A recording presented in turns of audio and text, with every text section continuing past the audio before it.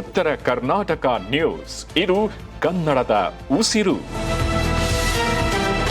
ಬೀದರ್ ಜಿಲ್ಲೆಯಲ್ಲಿ ನಿನ್ನೆ ವಿಶ್ವ ಬಾಲ ಕಾರ್ಮಿಕ ಪದ್ಧತಿ ವಿರೋಧಿ ದಿನಾಚರಣೆಯನ್ನು ಅರ್ಥಪೂರ್ಣವಾಗಿ ಆಚರಣೆ ಮಾಡಲಾಯಿತು. ಬೀದರ್ ಜಿಲ್ಲಾಡಳಿತ, ಜಿಲ್ಲಾ ಪಂಚಾಯತ್, ಜಿಲ್ಲಾ ಕಾನೂನು ಸೇವೆಗಳ ಪ್ರಾಧಿಕಾರ, ಕಾರ್ಮಿಕ ಇಲಾಖೆ, ಜಿಲ್ಲಾ ಬಾಲ ಕಾರ್ಮಿಕ ಯೋಜನಾ ಸೊಸೈಟಿ, ಸಾರ್ವಜನಿಕ ಶಿಕ್ಷಣ ಇಲಾಖೆ, ಮಹಿಳಾ ಮತ್ತು ಮಕ್ಕಳ ಅಭಿವೃದ್ಧಿ ಇಲಾಖೆ ಹಾಗೂ ಜಿಲ್ಲಾ ಮಕ್ಕಳ ರಕ್ಷಣಾ ಘಟಕದ ಸಂಯುಕ್ತ ಆಶ್ರಯದಲ್ಲಿ ನಗರದ ರಂಗಮಂದಿರದಲ್ಲಿ ಈ ಕಾರ್ಯಕ್ರಮ ನಡೆಯಿತು.